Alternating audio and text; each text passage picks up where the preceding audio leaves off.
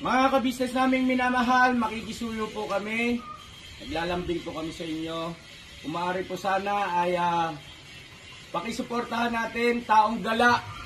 Pakisuportahan natin Taong Gala. Analisa Reality Vlog. Analisa Reality Vlog. Anime Reactors TV. Anime Reactors TV. Alminda Cariaga Mix Vlog. Alminda Cariaga Mix Vlog. Ma'am Fleurs Channel. Ma'am Fleurs Channel. PLC Katangay Vlog. PLC Katangay Vlog. Kalingap Turak. Kalingap Turak. Alright? Alright. Bira! Business baka samantalahin ko itong pagkakataon na to. Kung po pwede po sana, lalambing ako sa inyo. Supportahan niyo po yung Anime Reactors TV. Solid ka business po yan. Tapos ano po kasi siya, bedridden na po mga ka-business. So sa pamamagitan ng pagbablog, awa ng Diyos nga na monetize na siya. Nagkakaroon siya ng kaunting revenue. Kaya maliliit lang kasi yung views niya. Baka pwede po suportahan natin si Anime Reactors TV. Yan. Pero bedridden na po siya. Kaya mapapansin nyo yung at least na mukha niya, pinapakita niya. Cartoon character. Suportahan po natin yan, Anime Reactors TV.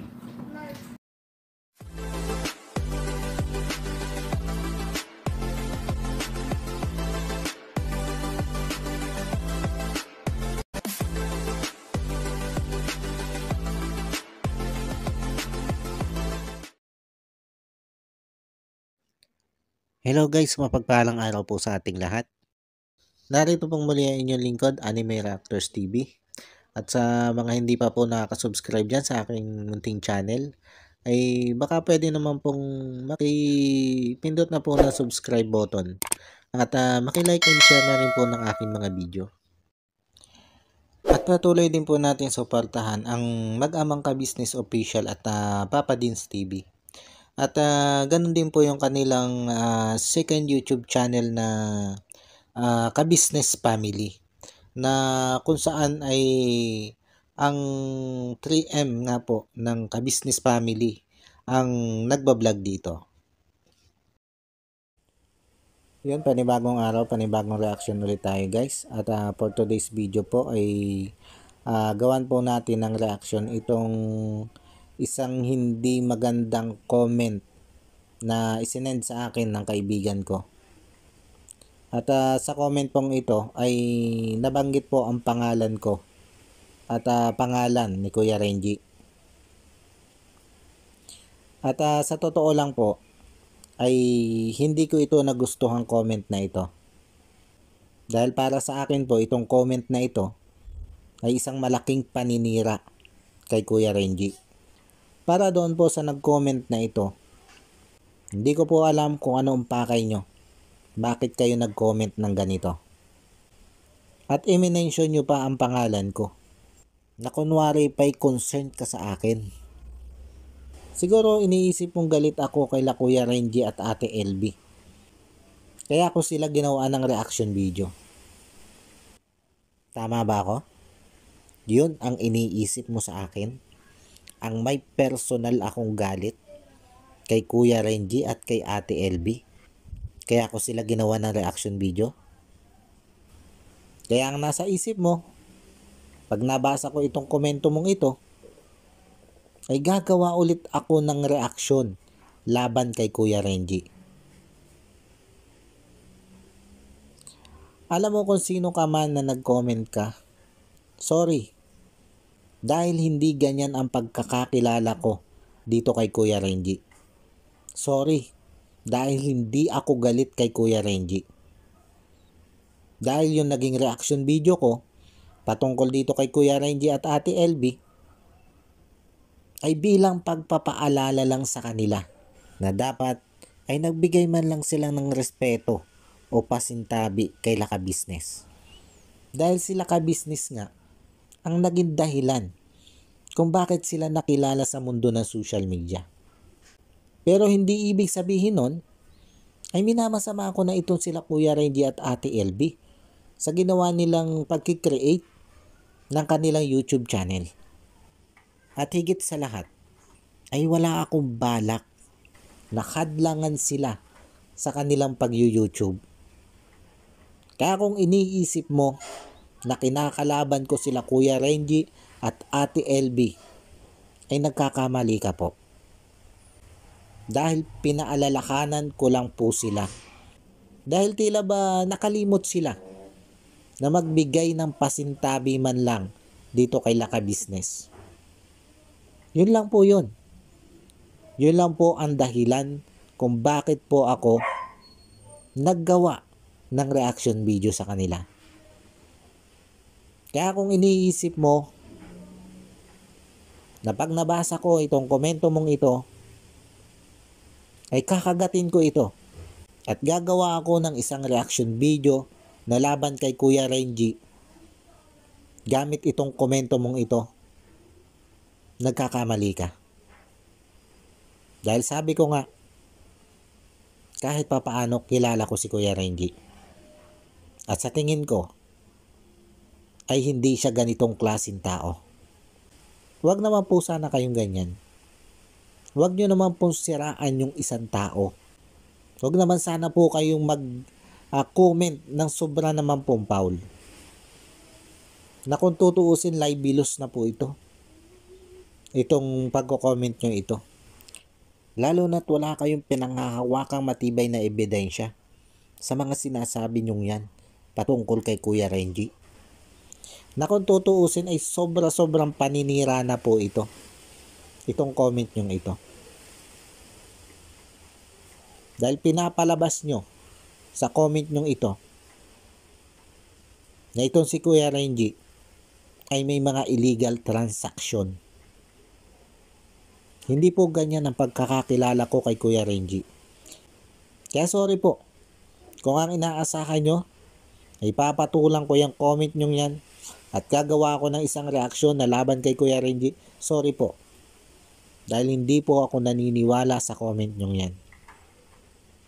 Dahil ang tingin ko po sa comment nyong yan ay isang malaking paninira laban dito kay Kuya Renji. At inuulit ko po, hindi ko po ginawa ng reaction video si Kuya Renji nung nakaraang araw para siya ay i-down. Para siya ay hilahin pababa. Dahil ginawan ko nga lang po siya ng reaction video, sila mag-asawa sa pag-create nila ng YouTube channel nila, nang hindi man lang sila nagbigay respeto o pasintabi dito kay Laka Business. Na kung saan ay sila ka business ang nagpakilala sa kanila o naging dahilan kung bakit sila nakilala sa social media. Kumbaga, pagbibigay respeto lang po kay Laka Business. Yun lang po yung pinunto ko doon. Pero ang masamain si Kuya Renji, si Ate LB, ay hindi po. Hindi ko po yung kayang gawin sa kanila. Lalo't hindi po yun ang nakikita ko sa pagkatao nila.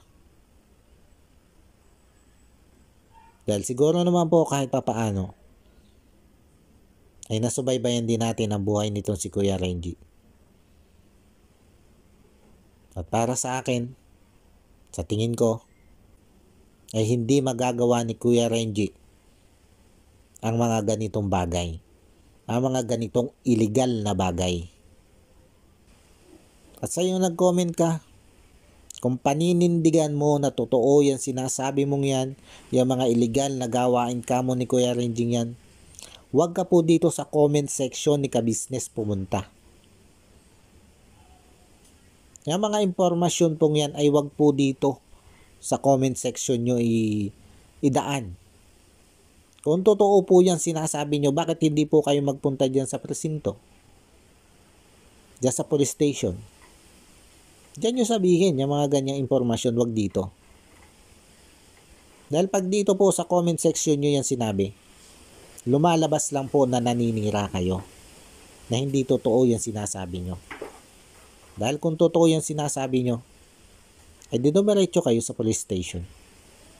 Doon nyo po ihayag ang lahat ng inyong nalalaman, hindi po sa amin. Dahil hindi po kami pulis.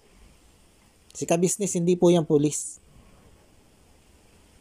Hindi po niyang kayang damputin si Kuya Renji dahil sa isinusumbong nyo. At malamang sa malamang, malabong paniwalaan din kayo ni Ka-Business sa sinasabi nyo yan. Kaya kung totoo yung sinasabi nyo yan, kung paninindigan nyo na totoo yung sinasabi nyo yan, huwag po kayo dito sa comment section magpunta. Siguro naman po, may malapit na police station dyan sa inyo. Diyan po kayo magpunta, diyan kayo magsumbong kung totoo yung sinasabi nyo yan. Dahil dito po sa social media, sa comment section ni Ka-Business, ay wala pong mangyayari dyan.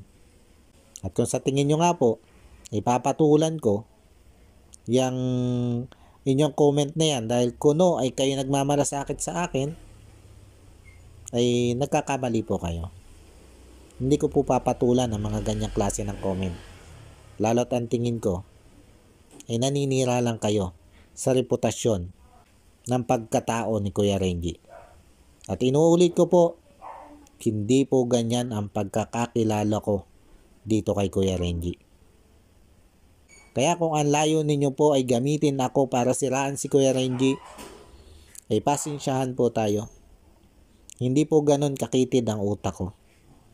Hindi po ako ganun kababaw. Pasensya na po. At yun guys, siguro hanggang dito na lang muna po itong aking reaction video na ito. At sana po ay yun dun sa nag-comment na yan ay manahimik ka na po. At wag nyo na po akong gamitin sa masamang pakay nyo patungkol kay Kuya Renji. Dahil hindi po ako ganun kababaw. Hindi po ako ganun kahina mag-isip. Para patulan kayo dyan sa comment nyo yan. Na kung concern pa kayo sa akin. Pasensya na po kung di ako naniwala sa inyo yan. Katulad nga po ng sinabi ko kanina, na kung paninindigan nyo yung sinabi nyo yan, ay wag po kayo dito sa comment section magpunta. Dahil may malapit naman po sigurong presinto dyan o police station dyan sa inyong lugar. Diyan po kayo magpunta. Dahil wala po kaming karapatan para husgahan ang isang tao ng dahil lang sa komentong yan. At wala po kaming karapatan na akusahan si Kuya Renji nang dahil lang po sa ikinoment nyo yan. Diyan po kayo magpunta sa police station. Huwag po dito sa comment section. At yun, maraming salamat po sa patuloy na sumusuporta at nanonood sa aking mga video. Ay nagpapasalamat po ako sa inyo na marami. At sa mga hindi pa po nakaka-subscribe dyan sa aking munting channel, ay baka pwede naman pong makipindot na ng subscribe button at maki-like and share na rin po ng aking mga video. Maraming salamat po sa inyo at God bless po sa inyong lahat. At yun, bago po tayo tuluyang magtapos, ay gusto ko lang pong i-shout out itong si Ma'am Nerissa ng New Jersey. Ma'am, maraming salamat po sa patuloy nyo pong pagsuporta at walang sawa nyo pong panonood sa aking mga video. Maraming salamat po sa inyo, ma'am. God bless po sa inyo at lagi po kayo mag-iingat yan. Anime Reactors, shoutout po. Suportahan natin yan si Anime Reactors TV. Yan, pakisupport po natin. Siya po ay isang bidridden na mga ka-business. Check nyo po yung kanyang YouTube channel, Anime Reactors TV. Siya po siyang bidridden na, ayan, kahit papaano nakakagawa-gawa siya ng mga reaction video patungkol sa ka-business official. Suportahan po natin para kahit papaano magkaroon siya ng revenue. May magamit siya sa pambili-bili man lang ng gamot. Ano po mga ka-business.